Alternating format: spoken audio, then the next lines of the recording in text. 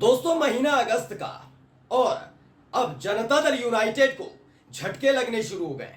दरअसल आपको याद होगा कि आरजेडी के नेता यानी लालू प्रसाद यादव ने एक बयान दिया था।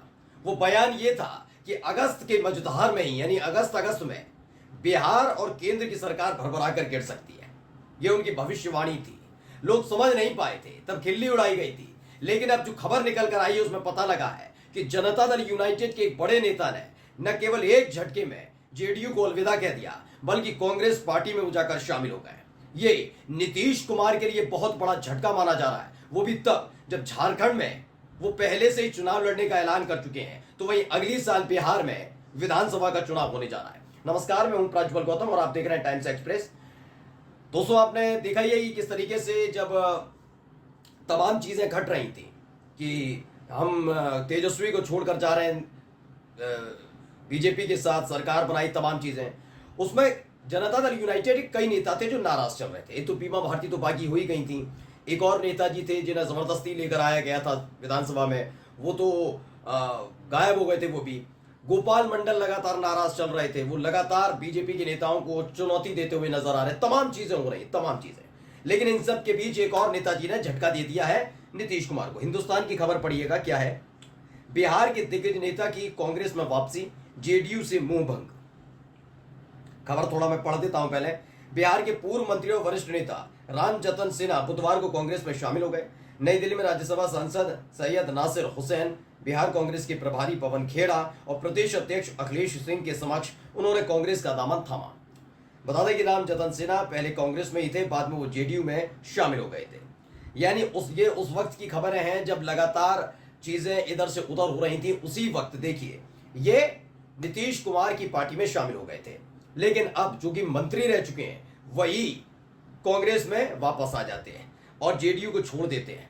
अगर भाई बिहार में तो अच्छा खासा किया है ना उन्होंने, लोकसभा चुनाव में कितना अच्छा परफॉर्मेंस रहा।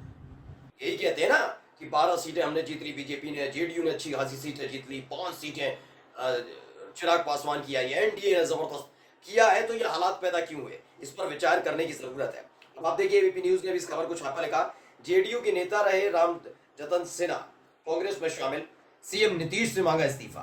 बिहार विधानसभा चुनाव से पहले कांग्रेस को मजबूती मिली है। बिहार के पूर्व मंत्री रामजतन सिन्हा ने दिल्ली में प्रदेश अध्यक्ष अखिलेश सिंह के समक्ष कांग्रेस का दामन थाम लिया। दरअसल ये खबरें लगातार अंदर से आ रही थी कि नीतीश कुमार भी इस बात को लेकर खासे परेशान थे कि उन्होंने एक डिमांड बड़े जोर शोर से रखी थी। वो डिमांड थी कि बिहार को विशेष राज्य का दर्जा दिया जाए, लेकिन उस डिमांड को सीधे तौर पर माना नहीं गया। पहले जीतन राम मांझी को मैदान में उतारा। जीतन राम मांझी नीति आयोग का हवाला देते हुए नजर आए कि नीति आयोग ने पहले ही खारिज कर दिया है तो भाई कैसे मिल जाएगा। उसके बाद दोबारा से वो तो उन्होंने कहा कोई बात नहीं, हम तो मांग करते रहेंगे। तो उसके बाद जब संसद सत्र की शुरुआत हुई तो एक दिन पहले जब बजट आ रहा था उससे एक दिन पहले ही बिहार के एक सांसद ने सवाल कर लिया था। तो जो वित्त राज्य मंत्री उन्होंने साफ साफ कह दिया, नहीं, किसी भी कीमत पर बिहार को विशेष राज्य का दर्जा नहीं मिलेगा। ये एक झटके के तौर पर था नीतीश कुमार के लिए, और नीतीश कुमार अपनी ही पार्टी में इस बात को लेकर घिर गए थे। खबर यह भी आई थी कि अंदर खाने से खबर थी कि समर्थकों में से साथ साथ बिहार की जनता में भी इस बात को लेकर नाराजगी है कि नीतीश कुमार की बदौलत और चंद्रबाबू नायडू की बदौलत ही मोदी जी तीसरी बार प्रधानमंत्री बने, लेकिन एक झटके में बिहार की डिमांड को खारिज कर दिया। माना यह जा रहा था कि भाई बहुत बड़ा खेल हो सकता है, क्योंकि अगर नीतीश कुमार ने वक्त रहते कोई स्टेप नहीं उठाया तो उनकी अपनी पार्टी में नाराजगी देखने को मिल सकती है। और देखिए एक एक करके नेता पार्टी छोड़ने लगे, उन्हें एक बहाना चाहिए तो और बहाना मिल भी रहा है।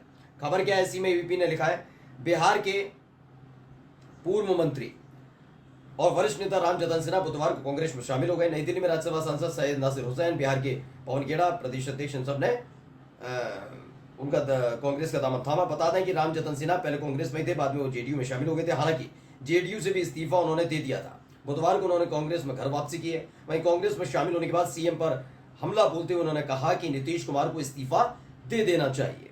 अब क्यों देना चाहिए, क्या उनकी वजह है, देखिए क्या है।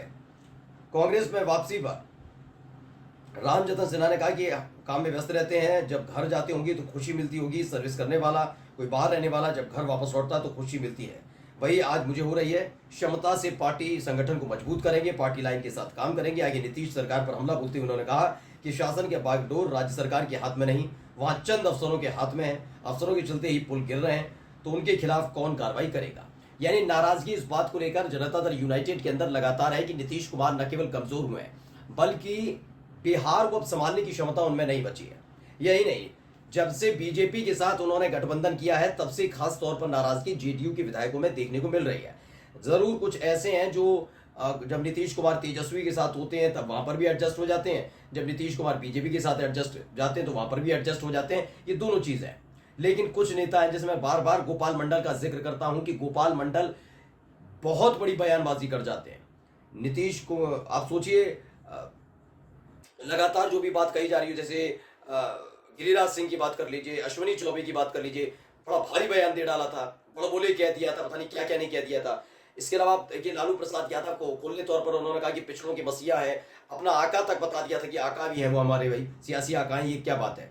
तो और जब बीजेपी ने साथ में गठबंधन में थे और बीजेपी की साथ सरकार चला रहे थे नीतीश कुमार, उसी वक्त ईडी की कार्रवाई जब परिवार पर हो रही थी, यानी लालू प्रसाद यादव के साथ साथ उनके बेटे तेजस्वी और बेटी मीसा भारती को भी लेकर ईडी पूछताछ कर रही थी, तब उस वक्त गोपाल मंडल ने कहा था कि माना जा सकता है कि पिता माँ दोनों यानी राबड़ी देवी और लालू प्रसाद यादव सीएम रहे और उस वक्त उन्होंने कोई फैसला लिया हो तो उनसे पूछताछ कीजिए। लेकिन उस वक्त ये केस उस वक्त का है जब बच्चे छोटे थे, मीसा भारती छोटी थी, छोटे थे तेजस्वी यादव, उनका क्या लेना देना इन सब मामलों से। यानी उन्हें फंसाने की कोशिश की जा रही है, साफ साफ कहा था, किसी और ने नहीं, नीतीश कुमार की खासमखास गोपाल मंडल ने कहा था। यानी गोपाल मंडल शुरुआत से बीजेपी के साथ जाने के इच्छुक नहीं है, तो हमेशा इस बात के लिए कहते रहे। और यही हालात अब देखिए बीमा भारती करा, बीमा भारती ने क्या किया, बीमा भारती तैयार थी, बीमा भारती जैसे ही पता लगा उनको कि भाई ये इधर से इधर जा रहा है, तुरंत तेजस्वी यादव के साथ वो चली गई, आरजेडी में शामिल हो गई जाकर। वो पता लगा कि नीतीश कुमार लगातार उनके खिलाफ बयानबाजी करते रहे, तमाम चीजों घेरे हुए थे। अब रामजतन सिन्हा जो मंत्री रह चुके हैं, इनका जनता दल यूनाइटेड को छोड़ना, वो भी इस दौर में जब लगातार नीतीश कुमार नाराज चल भी रहे, खुद भी नाराज चल रहे हैं और झारखंड में चुनाव लड़ने का ऐलान कर चुके हैं। ऐसे में रामजतन सिन्हा का जाना एक बड़ा डैमेज खासकर जनता दल यूनाइटेड के लिए माना जा रहा है। बहुत सारे नेता हैं, क्योंकि मैं पहले भी बता चुका हूं, संजय झा हैं, ललन सिंह हैं, ये वो नेता हैं दोस्तों जो हैं तो जनता दल यूनाइटेड में, लेकिन माना जाता है इन्हें भारतीय जनता पार्टी का करीबी। संजय झा वैसे भी अमित शाह के करीबी रह चुके हैं, अब इसीलिए उनको राष्ट्रीय कार्यकारी अध्यक्ष बनाए जाने के लिए दबाव डाला गया। मतलब हर कोई जानता है नीतीश कुमार किसे बनाने जा रहे थे, मनीष वर्मा को बनाने जा रहे थे कार्यकारी अध्यक्ष।